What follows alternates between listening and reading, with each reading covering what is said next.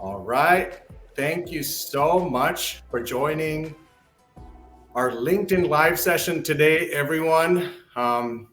Networking for success is the topic that we're going to be discussing. I have this distinguished guest. I would like to introduce you to Mr. Richard Castleberry. Richard is currently the Director of Corporate Relations at May School of Business, Texas A&M. And Richard has had this amazing career where he had the opportunity to partner with one of the several largest companies in the world, like ExxonMobil, Microsoft, um, United Health Group, or other companies like Amazon, the largest companies in the world. Thank you so much, Richard, for joining us. Yeah, no, it's great. It's great to be here with everyone, and looking forward to having, I hope, some engaging questions, and I hope we're able to provide value to all of our listeners as to like just good networking tips, as well as things that they can literally use every day of their lives. So that's my hope. Awesome, Richard. Richard, maybe we can kind of have like a quick icebreaker where, talk about it in terms of, when you first started to look for a job a long time ago, or maybe some time ago, what has really changed in terms of networking? Networking is a general term, of course. You connect with people. There's so many different ways to do it as well. So, which we would discuss at some point in the conversation. But what I would like to know is, things have changed before the pandemic, after the pandemic. We went to a completely of a standstill situation where we had to kind of figure ourselves out as humanity existed, right? So it's just the fact that, okay, how did we go from like more of a traditional approach to more of a, okay, the LinkedIns of the world, the social medias of the world, they were there, but then they were not as effective as today. So maybe you can kind of walk us through what you have seen in the industry, because as an educator slash administrator slash leader, you have seen a lot of different things, and students might come across and say, okay, here's what I've seen in the industry. So can you kind of walk us through what you're seeing in the industry right now? Sure. Yeah. So, I would tell you from the perspective of like just people networking, as well as, of course, looking for, of course, the next career opportunity, right? Or the next job.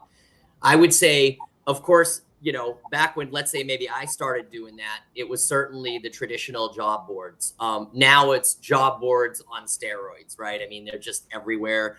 Of course, a lot of people are using LinkedIn as a source, but there's many other sources, and oftentimes as well, there's specific sources within specific industries. So if I just took as an example education, if you were looking for a new job in education, you might use higheredjobs.com or a Chronicle. There's a number of different resources in addition to using LinkedIn.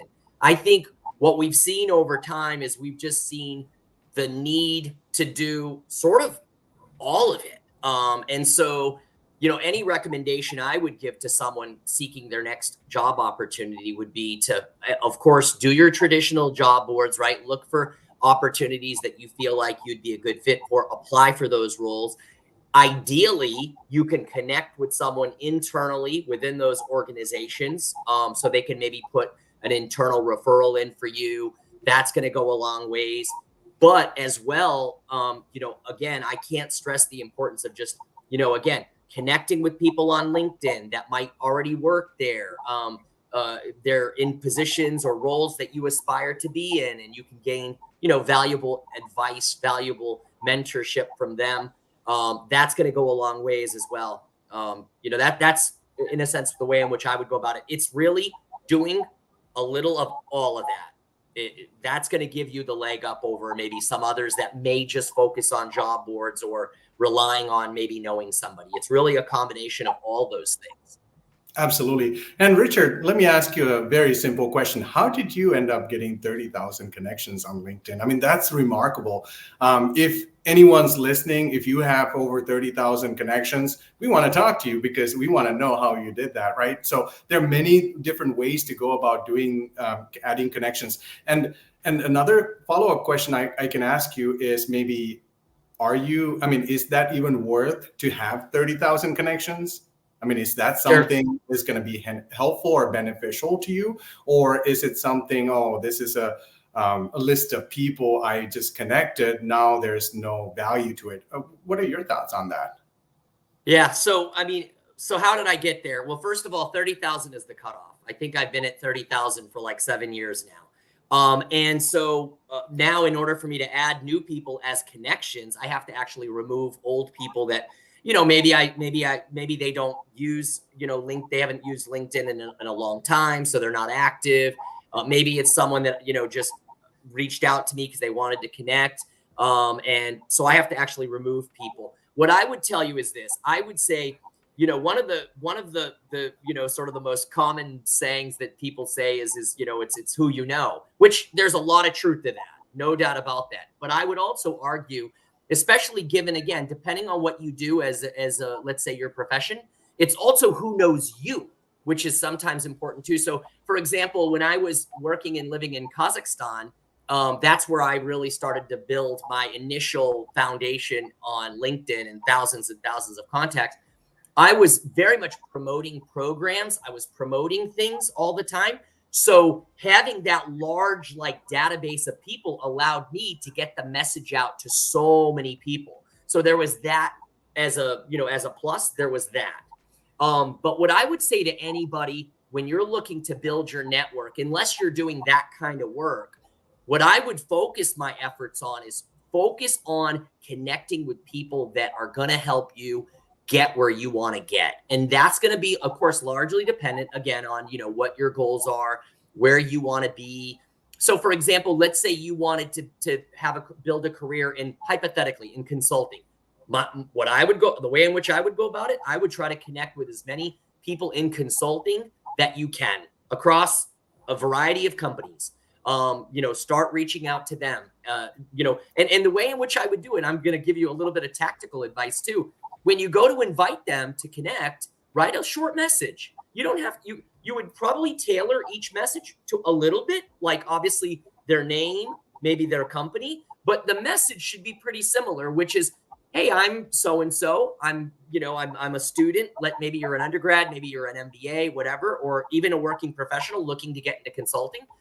Make a nice message there, just explaining how you'd like to connect with them because, they've had a distinguished career in consulting and you'd love to get 5 minutes of their time to talk with them, or even, to basically get some advice on how they can get in a role like that later on down the road. And you'd be surprised at how many will be gracious enough to connect with you and maybe even give you a little bit of their time. You're always going to run into some that just don't respond back or ignore you. That's just the way things work. It's about knocking on a lot of doors and going about it that way. That's going to be how you're going to build your network. And two other things that I'm showing on the screen, as Richard agrees here, you can build it in however you like. If you look at on LinkedIn, I mean, to answer Richard Wyatt's question here, how much should one leverage face-to-face networking versus virtual networking? I mean, virtual networking and face-to-face networking has two different kind of ways you want to approach. Like, say, for instance, Richard, when I was in Dallas, I met Richard Castleberry here. But it wasn't the same as a virtual net. I mean, I've talked to him face to face before. We have gone back and forth a few times, but that handshake, that, hey, sitting down really matters nowadays or ever. I mean, it never went away. But that virtual networking component is important for you to get that process started. Because if I just went to Dallas and met Richard, he might be like, "Who are you?" or "What have you been doing?" Or he would be asking all kinds of questions. Versus now he had the opportunity to go through my LinkedIn profile. He gets to see that I have 12,000 connections on LinkedIn. Oh, all of a sudden, Michael Lamana out of Dallas, who is one of my really good friends, introduced, and that connection was so much more meaningful and impactful. But don't just ignore the virtual networking aspect, because yeah, a lot of people say, oh yeah, I go into certain events or career fairs, all these other things that you could do absolutely would really help you because 85% of hiring happens through networking. So you do want to have that aspect, but at the same time, think about virtual networking, which is a little bit of a dummied down version of actual physical networking, where you're kind of building that relationship to get you to that, get you in the door, get you face to face with that person that you would like to talk to. I want to show you a couple things real quick, as Richard mentioned. Okay, how did he do connect with all these people? 30,000 connections, right? So the easiest way for you to think about, there are two ways for you to connect with someone in your own specific industry. The first step is you can do it on LinkedIn. Just type in consultant and then go under people and go under all filters. That'll help you to kind of narrow it down based off of specifics, like say, for instance, location. You can add your own location, or you can make it more specific to the region that you're in. You can even go for specific company titles if you want. If you're going for a role at Microsoft, you want to learn more from a consultant who actually has the experience working with Microsoft products or Microsoft technologies, then that'll be a good way for you to connect and ask them specific questions, because then LinkedIn is going to drill into those specifics, and these 27 million results will go get into more of a manageable number that you can work with. So say if I'm in Minnesota, so let's look at Minnesota and then go for Microsoft. I want to see consultants, and then they also maybe have worked at Accenture in the past, so show me results. Or what you could easily do is you could search by a specific title as well, saying, okay, I want to see consultant titled people. So I can easily go and type that in, consultant, type it in, and then I'll be able to see certain type of people. But seems like I've narrowed it down too much. So let me start removing certain things and try it again. So to see if I'm getting a better way to search for these people. So let me go ahead and delete consultant and see someone is coming up. There's going to be 4 results. Now, all of a sudden, it just narrowed it down to 4 people who they're in the Minneapolis area. They have worked with some Microsoft in the Microsoft ecosystem. Also, they have some experience with Accenture, because that's what I'm searching against as well. Here's the easiest way to kind of drill it down, filter it out, and then look at certain people in your industry and talk to them. And then the second aspect is, if you are thinking about increasing your visibility or your network or the net worth, you can easily think about joining a group. So let me go ahead and show you how to do that. Say, if you're in project management, for an instance, lots of you are in project management or some type of operational role. Say, if I wanted to find project manager groups, because that's what I want to do. So instead of going under people, I'm going to go under groups and then look at all the project management groups that I can find. Or you could just put half of a specific query and then say project, and then all the groups that are based on the project management aspect will come through, and it'll give you a listing based off of how many members are part of that group. So say 650,000 members are in the project manager community, PMI project 478,000, PMO 336,000. This is how you are going to narrow it down for you to make it more meaningful and manageable, for you to reach out to certain specific audiences within LinkedIn. So can you do that face to face? No, because just like what I had to do, I had to meet someone virtually, have a phone call, have a virtual session, and then go and meet with them. That was more meaningful, versus because Richard knew a lot more about me and I did the same. So it was much better of a connection for Richard and I to kind of connect with him. Use LinkedIn as not so much going back and forth engine. That's not, LinkedIn was never intended to do that. Because LinkedIn, if you're trying to build up rapport, that's great if you're using LinkedIn for that. But if you're just having long, elongated conversations on LinkedIn, it's probably not going to work for you. Or work for anyone at that point. Just imagine, Richard, if a student of yours sends you a 3-page a message on LinkedIn, are you going to be honest? Are you going to be reading it right away and then going word to word and figuring out what they have said? Or if I sent you a 3-sentence, maybe a quick message saying, hey, these are the X, Y, and Z things I would like you to look at, would you be more honed in and taking action there? Yeah, I mean, no question. You definitely want to keep it at a high level. This is what and when I'm telling you to, just to make sure everyone knows, I mean, this is what I literally do on a daily basis. So everything I'm telling you, I'm walking the walk. And so when I'm trying to connect with high level executives at these top companies, or talent acquisition people, or talent development people, whatever they might be, I'm reaching out to them. And of course, what's in it for them, right? So you try to, in a very short message, what's the value prop? What are they going to get out of it? So in my case, I'm trying, in a sense, very much to sell them on the fact that, hey, we've got some of the brightest students with with certain values that they have. And they're going to, they're not afraid to roll up their sleeves and to go to work. So they're very open to that message, and they're much more likely, to take a meeting with me. And so I couldn't agree with Chewy more.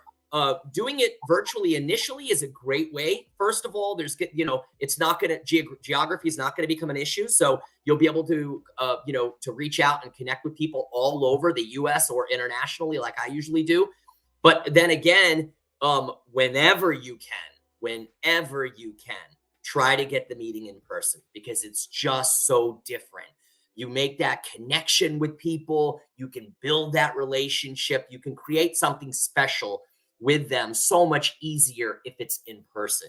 I can't stress the importance of that enough, but certainly virtual is like a great stepping stone. They're already going to see, you probably can see from talking to me, right? Or from hearing from me, right? How passionate I am. That's going to come through. Even virtually, it's going to come through. They're going to see they're going to feel your energy and all of that. And then they're going to be more willing, the likelihood is, to take a half-hour meeting with the next time you're in Austin or the next time you're in Dallas.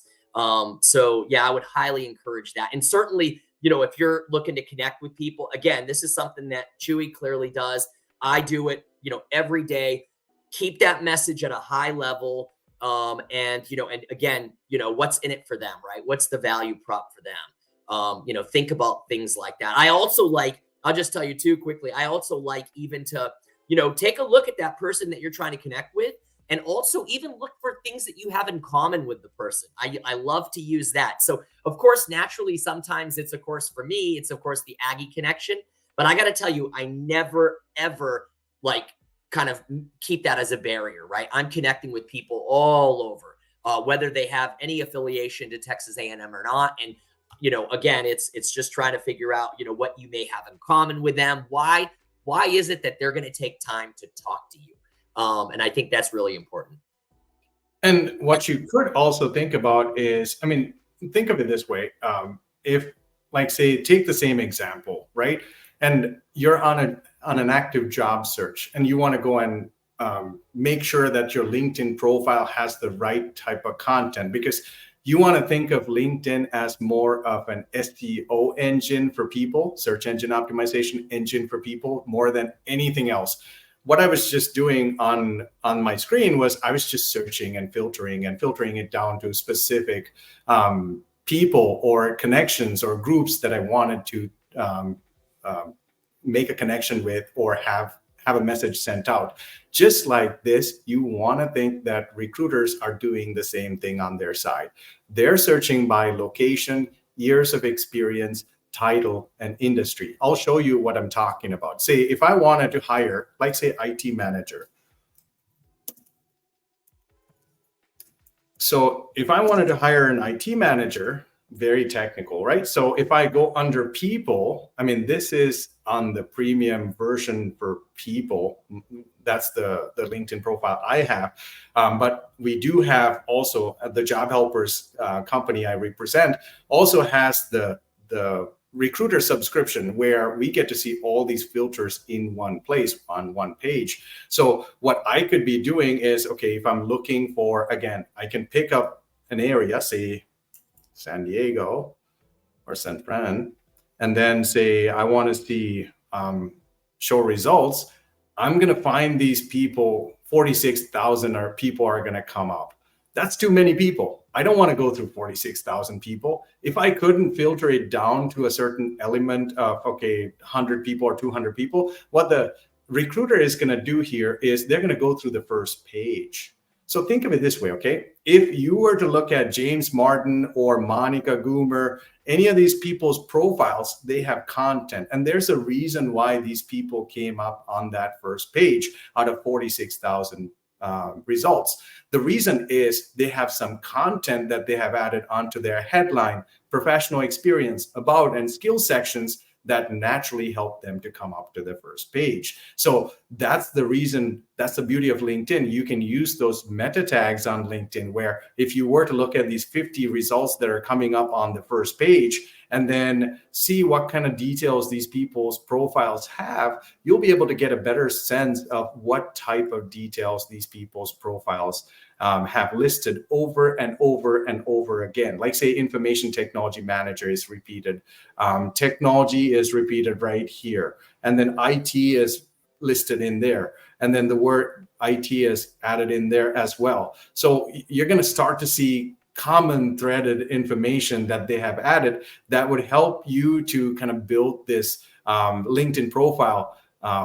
Make sure it's SEO friendly. Like, say, for instance, this person has added reliability, software deployment, solution oriented. So if you're seeing this type of information in other profiles, you want to use the same type of lingo on your LinkedIn profile. So that way your profile gets a boost of keywords. That way you're coming to the top of a LinkedIn search result. So that's one of those things I would start to think about and do, because as the job helpers, that's exactly what we do as a resume writing service. We would go through the first 50 profiles of people who are coming up on that list, pull their data records of headline, professional experience, about, and skill sections, and then go through all those specific key terms, competencies, experiences, and based off of what they have added, and then see what kind of things are matching against each other, and then start mimicking that experience out of your career. Because, Richard, you could probably do that fairly easily because you have 20 plus years of experience. The things that you have seen and done, probably you didn't mention it because you didn't think about it. That's kind of what it comes down to a lot of times. Not because you haven't done it, or not because you don't have the experience, so much so that you were busy, you were just thinking about what you have accomplished out of your career. So you were just talking about it in more of a tunnel vision way, versus doing that extra work, understanding what others are putting in, understanding what kind of algorithmic keyword patterns are getting repeated, using that information to build your experience based off of timelines, outcomes, goals, deliverables. Now it becomes more meaningful because the recruiter gets to see the requirements, qualifications, criteria, at the same time your experience along with it. So that way it just becomes a better, more comprehensive approach to go about it. Richard, let me ask you a question. Now, there's one question that came up here. Jamie mentioned, do not send LinkedIn connection requests without a personalized note. What do you typically do? Do you just send off messages off the fly? You're doing it as like a salesperson would, where they're just trying to hit the numbers, or would you have a personalized note? If so, what's a good personalized note to use nowadays when you're doing your outreach? Yeah, I mean, I got to tell you, so Jamie's spot on with that comment, or with that point, because, honestly, what it shows to me, if somebody just sends me a LinkedIn request without a personalized note, is that they really, honestly, they don't really care about connecting with you, really. They may be connecting with you to up their numbers or whatever. So when I'm sending, especially like over the last number of years, anytime I'm sending a request to connect with someone, it's, especially now, it's very much because I want to connect with them. There's, areas where I think that they can help, in my current role, right, help our students. So I'm sending a note, again, with that in mind, right? So there's always a reason, if I'm sending a personal invitation to someone, that I want to connect with them. So I'm writing a brief note, and it's very specific to that person. And I don't know the exact statistics off my head, but I can assure you, you are far more likely to connect with that person if you do that. And again, remember, I can't stress this enough. Especially if you're reaching out to people who don't know you, no matter how nice of a message you write, no matter how many people, there's going to be people who just never respond back. And that can be for a lot of reasons, right? Sometimes they don't get on LinkedIn that often. Sometimes they don't look at, who's invited them. Maybe they get a gazillion invitations. So there's always going to be different reasons, or maybe they just, they don't know you. So they just don't, point is stay positive, keep going about it, because the bottom line is the more quality people you connect with and you start getting into your network, I can't stress this enough, they know other people as well. And if you build a good rapport, if you start building those relationships, that you're going to find individuals that are going to want to help you and that are going to help you. So yeah, I can't stress that enough. Definitely a nice personalized note's key. And a couple of things that come up. Thank you, Richard. I appreciate this very much, because this opens up another point, which is, okay, you could be sending all these messages, but what if you only have 10 connections on LinkedIn and no recommendations on LinkedIn? You don't have any mutual connections. It wouldn't work, because you could have sent hundreds of messages. If you don't have the amount of connections, that at least 500 connections for you to be an all-star on your LinkedIn. So let me show you what I'm talking about here. So if you get the inside works of my LinkedIn profile, as most of you might have just visited my LinkedIn profile. Now you get to see the inner works of what I do. So as you can see, 12,281 connections, and then that 500 plus connections, that's where I become this all-star. LinkedIn has this all-star badge that they give you. So that's one of those ways for you to make sure that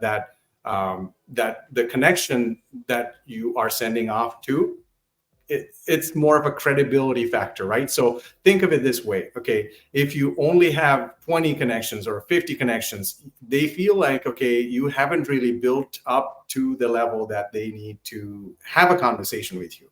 That's their initial impression of you. That's their first impression. Second, what you could do is you want to be engaged. Like, as you can see, my profile views, there's about 1,000 people looking at my profile every 90 days or so. 6,000 people were engaging with me on different type of messages or different type of posts that I'm doing. And I came up on 134 times on search appearances. So people naturally, organically looked up to find me, and they found me on LinkedIn. So, and also LinkedIn does this where it just gives you this analytics component where you could go and see which posts are good posts for you to have, what works better, what doesn't work. So you can make it more personalized in your approach. Like me, like say for instance, when you're creating your about section right here, the about section, I'm talking about 18 years ago, I was 19 and homeless. Right then and there, that tells you my story. That's the honest truth. I came to America, I was homeless. So it's just the fact that, okay, now they're reliving my scenario or my difficulty through that adversity comes out, right? Because that's what it is. I'm telling you, okay, living out of 2 suitcases, you're kind of experiencing it in your mind, in your head, thinking, okay, this guy went to North Dakota, the coldest part of the country, and then he's living out of 2 suitcases in December, minus 27 weather. So you can kind of feel the chills in your body when I'm saying that out loud, right? So that's kind of the beauty of communication. You want to use LinkedIn to your advantage just like that. So that way they feel like you're very close to them. That's what LinkedIn does. That's what LinkedIn can do to help you. And the other component I want to show you and also, I'm telling you, today I'm living my dream. So can you. So you can do it as well. So I'm also,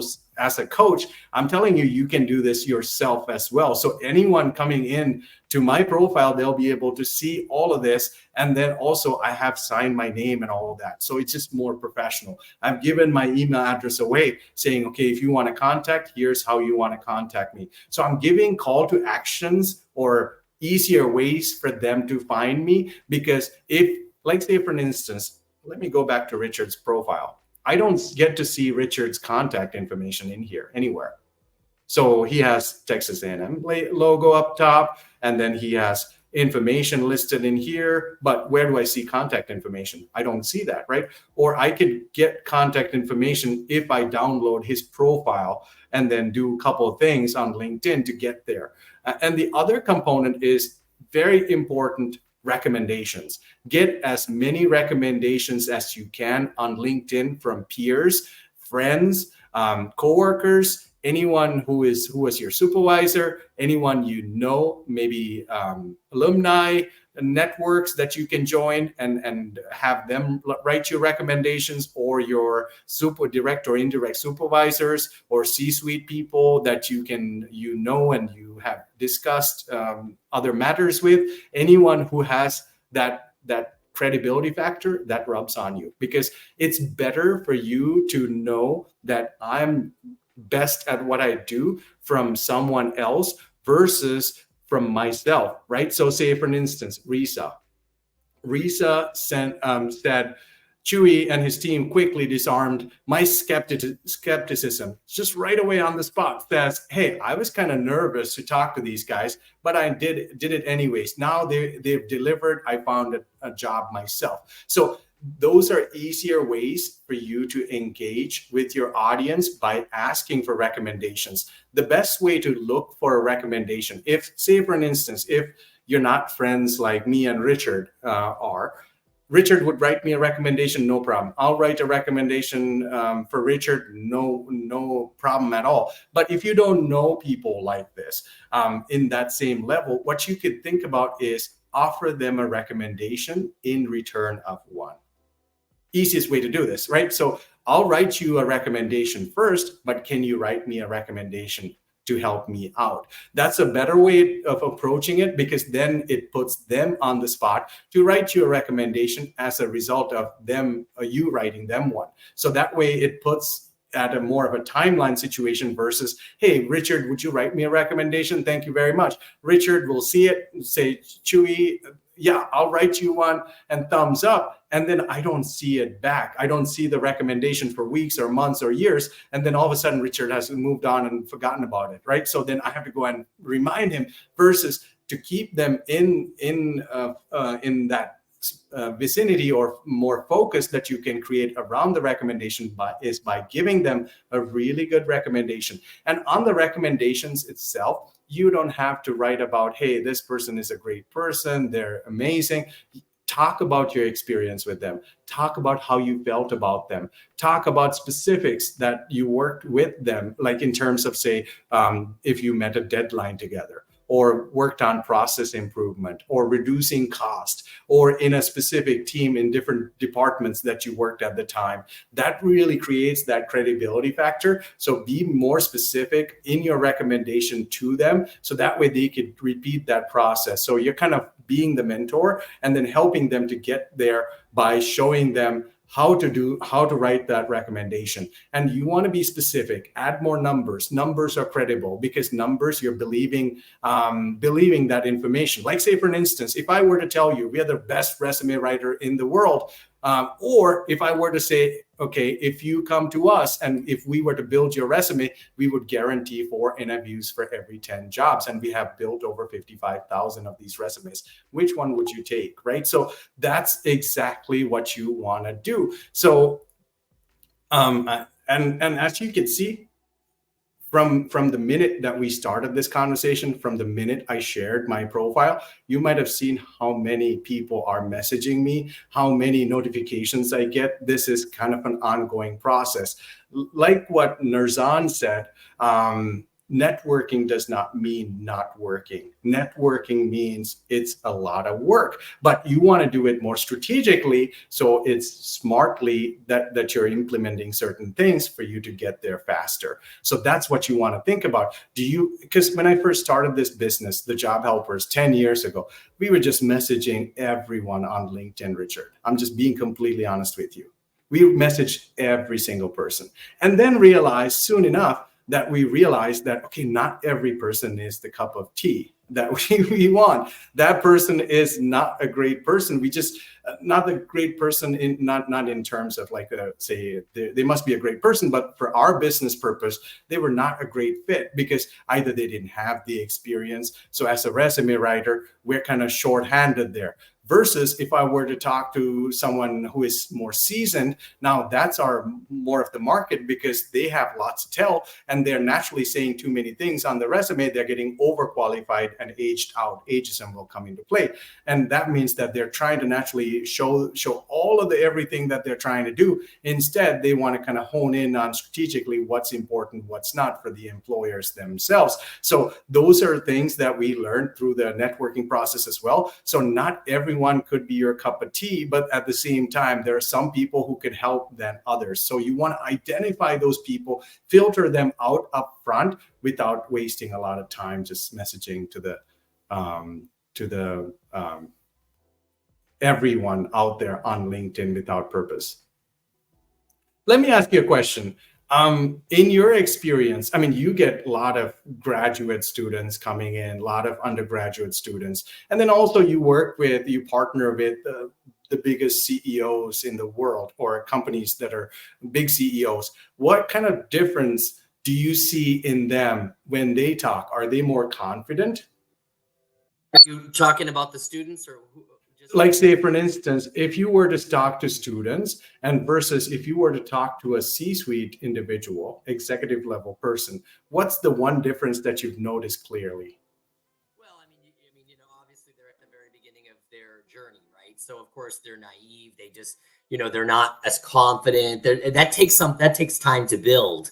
So yeah, so I mean, that's clearly going to be an issue for them. They're not as comfortable but I will tell you, it's amazing. I have many, even undergrads, graduate students, MBAs, that you'd be surprised, especially even at the you'd be a bit more surprised at the undergrads that are able to just, man, they can just have a conversation. They're charismatic. They're comfortable getting up in front of people or having these kinds of, networking conversations and things like that. But if we're talking about as a sort of a general thing, that's probably going to be it, right? I mean, you get them in that kind of scenario and they're like, they're not, they need to kind of get out of their comfort zone to start engaging with people. I think that's probably one of the biggest issues. I would just, if I can just make one quick comment on earlier about, like if somebody's trying to build their LinkedIn profile, right, and their number of connections, guys, remember too that like LinkedIn is just one avenue, right? It's a really good avenue, but it's still the in-person conferences, the in-person events, and all of those things are really, really crucial too. I got to tell you, networking is something that can be 24/7. And I'll give you one very quick example of that, and then we'll get back to this. But I'm out at the playground with my kids, for example. I'm on my phone. I see other parents there. I obviously chit chat, right? I learn, oh, hey, wow, this guy's a VP over at Hewlett Packard Enterprises. And these kinds of things happen every single day. And it's not like you're intentionally looking to network, but you need to always be, vigilant about that, because those are opportunities to meet people when their guards are down, when they're more open to like really, kind of getting to know you. Great opportunities to network. So think about this. You're in an event, whether it's virtual, whether it's in person, whether it's out at the playground or wherever you might be, get the names, connect with them on LinkedIn there. That's the moment in time when you can start building that. And you're going to see how fast that's going to build. Don't just think about it as only a thing that you do when you're on LinkedIn. Don't do that. So like literally every time I'm meeting new people, I immediately think, hey, I need to connect with you on LinkedIn. That's the kind of mindset you need. And when you have that mindset, you're going to be so surprised, and follow up obviously with them as well, right? Hey, it was really great meeting you, and that type of thing. Really important. Absolutely. So Siva, thank you, Siva, for the question. Siva Naratnam said, when we connect with many people, it may become hard to manage the why of connecting with someone. Idea. What about keeping a simple spreadsheet with name, areas of expertise, common interests, need to follow up, which is fantastic. That's a great idea, Siva, because if you're keeping track of what's going on, and if you get to a point where there's too many of these people that you're talking to, I mean, this is kind of sales 101 really. I mean, that's where the Salesforce or CRM systems would come into play, where we would add notes on the sales side. But if you're looking for a job, it's very similar. That process needs to be followed throughout, meaning the initial conversation, what kind of, conversation notes, if you can even add that in there. So that way, if you've talked to 30 people or 40 people or 50 hiring managers or recruiters, all of a sudden you wouldn't remember what you talked about initially. So you want to keep track of all of that, just like how you're doing it with your career. I tell job seekers all the time, every 3 months, every 6 months, make note of all of everything that you're doing. Keep in mind that quantitativeness matters in the industry, or any industry that you're going into. You might say, oh, I'm not in sales, I don't have numbers. Well, you do actually, because you're working with different type of people. So that could be cross-functional teams. So you can think about, okay, how many team members you're working with, or what kind of entities or different departments that those team members come from. That would be a good qualifying factor for a future job, because all of a sudden you're talking about working with marketing, customer success, support, and accounting, and all these other aspects of your organization, and then you're in sales. That makes it much better of a connection on the employer side, because they do have the same departments and same responsibilities among. So it feels like you're coming from a place where, okay, you've done those things, you've interacted with those companies. Now it just makes it much easier and better for them to kind of make a decision about you. And then also Nurlan asked a question, is it okay to have, so let me bring that up here. Is it worth it to keep the sign open to work? My personal recommendation, Nurlan, don't add that. I know LinkedIn is trying to advertise that big time, but the reason why, here's why, okay? Think of it this way. If I'm a recruiter, okay, if I get 10 candidates, and then as a recruiter, I'm thinking, okay, oh, this one person has open to work. That means they're clearly out of a job. Okay, going in, you're removing yourself from contention, because all these other 9 candidates, if they didn't add that in, then they feel more valuable to me as a recruiter versus that one person, even though that person is available. Right. So at the same time, you might be thinking, okay, this person is unemployed. How long have they been unemployed for? They might go into your profile and look at it, and then it just goes on a different rabbit hole that you don't want to get into. And also, they might feel like you're more desperate, so they might try to lowball you. Yeah, they might. Yeah, thank you, Nurlan. He said, yeah, agreed not to add. Yes, don't add it. My personal recommendation is don't add it, because it just gives a bad taste in the mouth, right? As soon as you see that open to work sign, all of a sudden you're thinking, okay, I can lowball this person, or you might not get into the same negotiating position that you want to as an individual, as a candidate, as a job seeker. You might not be able to negotiate, because you already, that first impression is not so great, and your picture is saying open to work. However, there's another place where you can add open to work for recruiters specifically. So if you go into your profile, and then let me show it to you real quick. If you could see my profile, there you go. And then go to open to finding a new job. And then you can add this in here saying recruiters only. That's what you could easily do. So where is it in my profile? It's right here. Open to, right there. Finding a new job. And then I could say immediately, I'm actively applying, or flexible, casually looking, and then recruiters only, or all LinkedIn members would give me that open to work little symbol that has that. So my personal recommendation is do recruiters only. Yeah, I would agree as well. And shout out to Nurlan. He's a friend of mine from Kazakhstan that lives in the United States now. So good to see you on, Nurlan. Former Microsoft guy. Awesome. So I picked the right example. I picked Microsoft today for the examples. Exactly.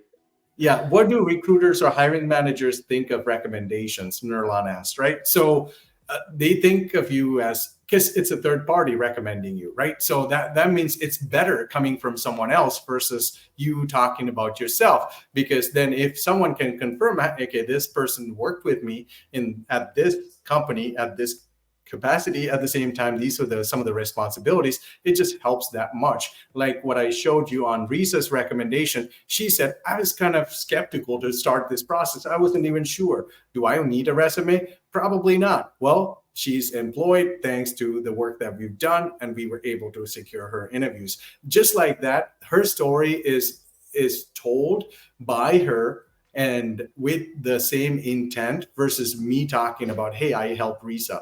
It wouldn't make a whole lot of sense for me to say that out loud because I help so many people. I work with hundreds of people every month, right? So it just wouldn't make sense. But if they were to write that recommendation, that just makes it a lot more closer, because then someone looking for a job in the same situation, now right there, you could see that recommendation. Just like that, in your job search, think about adding more of those specific recommendations, endorsements that would help you in that process. And make sure that you're updating your skills section all the time. Like say, for instance, Richard, when you first started your career, there were skills that you acquired, correct? Sure. There are some transferable skills that you're going to be using even today after so many years. However, some of them, maybe the base level skills that you started with, you're not using them or you're not adding them to your LinkedIn profile, because LinkedIn has a criteria of you can only add 50 key skills, right? So what you want to think about is, now Richard is at a director VP level, so he needs to add director VP level key skills or transferable skills. He cannot say business development. He has to say strategic business development initiatives. Or he can talk about specific aspects of relationship building, working with C-suite executive level type of relationship building, or working with boards, or working with a population, one-to-many type of interactions is what he needs to talk about in terms of soft skills.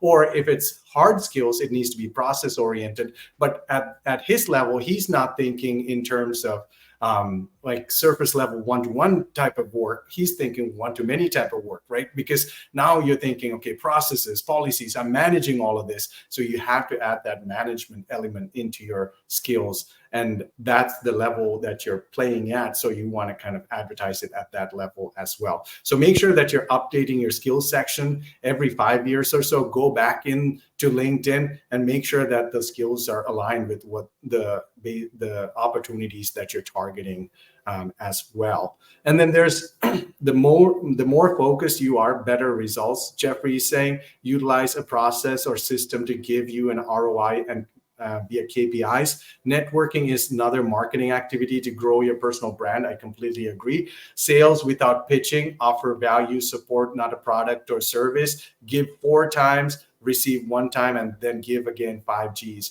I couldn't agree more, Jeffrey. Thank you so much. There are so many other ways to network. I mean, you can pick up your phone and talk to someone. That's also networking, or send them an email. That's also networking. But you have to be careful, like what Richard said.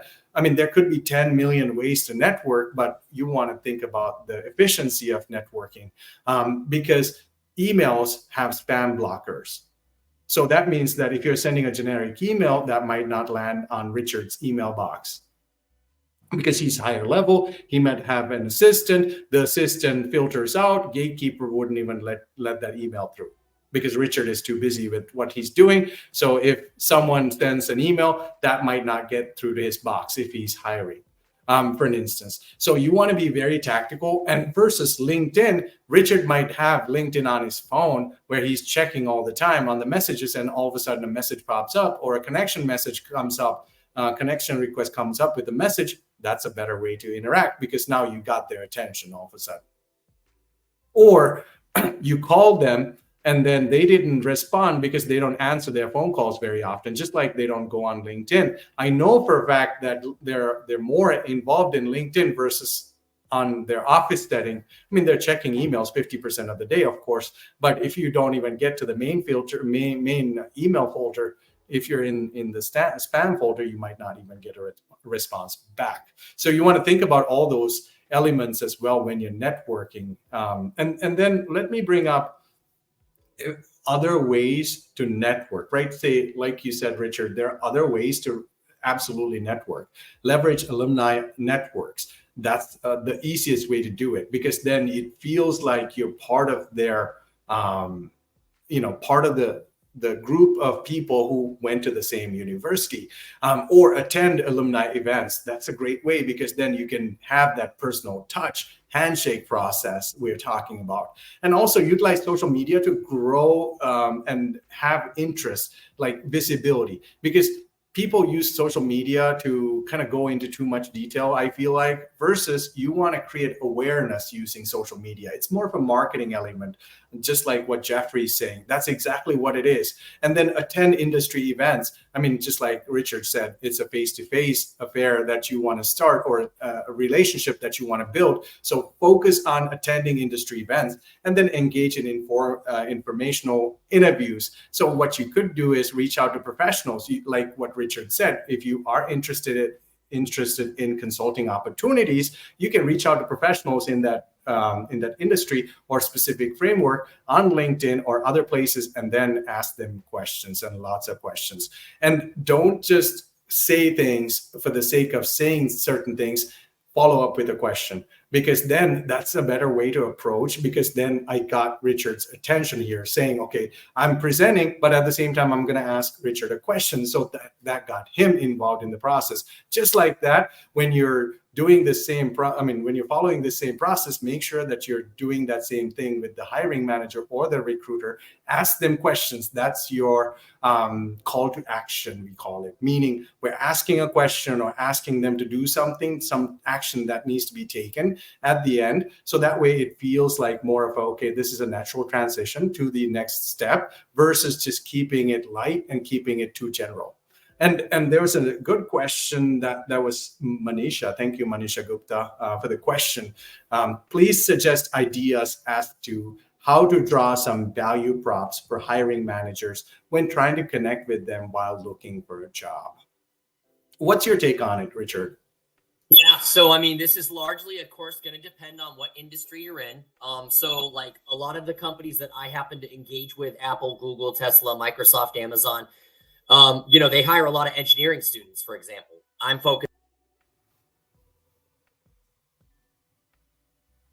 Seems like you lost your connection there a little bit. But to add to that, Richard, yeah, seems like it went mute for a second there. But to add to that, yes, that's exactly what it is. That's how you want to approach Manisha, and anyone looking to be connected to a hiring manager. Think of these three things. They're extremely busy. They don't have the time. They're just focused more on doing their regular jobs, and then also focus more on hiring the best candidate themselves. So those are the three things that are happening. So how would they go about doing it? So think in the shoes of a hiring manager in your situation. Richard, can you hear us now? Yeah, I can hear you guys. Can you hear me now? Yes. Sorry about that. Let me just finish quickly, Manisha. What I would focus on is obviously, again, if depending on, who you're targeting, what is it that they're looking for? If you know, for example, that they're looking for students or graduates with, certain analytic skills, certain ability to code, or whatever that might be, that's where you're going to want to, focus. Hey, again, if you're reaching out to them via LinkedIn, or if you're at a networking event where, those individuals are there, again, your short, whether it's that 30-second elevator pitch or whether it's the short little blurb that you're writing to connect with them, it needs to include at a very high level those elements that you bring to them and why you'd be a really great asset for that organization. That's the way in which I would go about it. So it's just going to be dependent on, again, industry, what they're specifically looking for at that moment in time, and why you are going to be, the right person for them as opposed to maybe others. That's what I would focus the effort on. Absolutely. And one of the things that you could think about here is the aspect of, okay, not only just talking about yourself, because a lot of people are focused on talking about themselves. I don't understand it, but here we are, right? I mean, talking about themselves, you have to do, but you also want to focus on what others have accomplished. Like, say, for an instance, if I wanted to talk to Richard and it's the first time, and say if he's the hiring manager, I'm going to go through Richard's profile. And then, like what Richard said earlier in the conversation, he said, I'd like to kind of look at all of the facets. What are their interests are? What kind of things have they done? What kind of postings have they, like posts that they have shared? That would give you a pretty good understanding of what that person is like. Or you can even go on Google and search for their name and then see what comes up. Maybe social media profile, maybe they have a dog, or now you're kind of getting into more of that personal kind of level. But at the same time, you don't have to explain all of that. Oh, I see that you have a dog. I see that you have 2 kids. You don't have to ever bring that up, but try to make yourself feel like you're talking to another human. They have a family, they have pets, they have the same life. That so then you'll be less nervous to go and talk to them to begin with, because you feel like, okay, you're talking to another person and they would understand. At the same time, what you want to think about is look at their LinkedIn profile and their professional affiliations and the professional experience section and other things that they have added onto their work history section. And then what you can do is maybe pinpoint certain things in your initial conversation, saying, hey, I see that you have this amazing career of over 15 years working in X, Y, and Z company, or working at Microsoft. I see that you have worked with Microsoft some time ago. I myself was employed at Microsoft. Now I'm bridging that gap all of a sudden, saying I myself is matching against a role that I've had at Microsoft, at the same time matching against them. So it feels like a lot more of a customized or special scenario or situation about to happen, right? So they'll be more receptive against that versus just bringing up mundane points of, hey, this is what I bring to the table. Here are 5 things. This is my elevator pitch. Don't think of it that way, because it's not about you. It's about them also. Because when you're going into an interview, not only they're interviewing you, you're interviewing them. So it's a 50-50 ordeal, right? So same here, when you're networking, think about them and what they bring to the table, and don't even think about just kind of staying away from like, if you have to praise them, go for it. Say that, hey, this is amazing. It would be amazing to work with someone like you, who's a true mentor for someone like me. You can come up with those messages as well. So can I just add something to that? And it's a great tactical thing to do. And one that I employ quite regularly. So if there's somebody specific that you're trying to engage with, look at, as you kind of alluded to, Chewy, look at their posts. Sometimes, or even their comments, they might be like celebrating a victory at their organization, something that they've accomplished. It is a great way for you to reach out to them, congratulate them, say, wow, it's amazing that you achieved 25% year over year growth, whatever. And it's your little in to then say, hey, certainly, you represent the kind of company I'm looking to get with after graduation, whatever it might be. But what's unique is it's a form of ingratiation where you're kind of saying to them, like, wow, great job.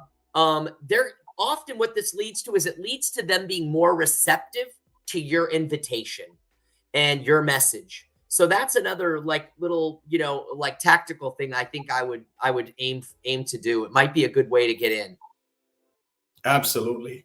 So since we have about 2 minutes of our conversation, if you're in an active or passive job search, send your resume over. We'll do a free resume review. You'll be able to see the ins and outs of what the hiring process looks like, how you can add the right keywords, and kind of be in front of them, because that's a no-brainer. You have to have a really strong resume in 2024. At the same time, networking comes in handy, because if you have a referral, you can easily get into a situation where you have a strong resume, at the same time a really good network connection who can vouch for you. So that's a easy way to get in. So have those marketing documents, like we talked about. LinkedIn is marketing, resume is marketing, cover letter, we're marketing. So we can use different channels like that to get the message across. But you don't want to just talk about yourself. Resume is not a biography. Resume is not a place where you just add mental notes.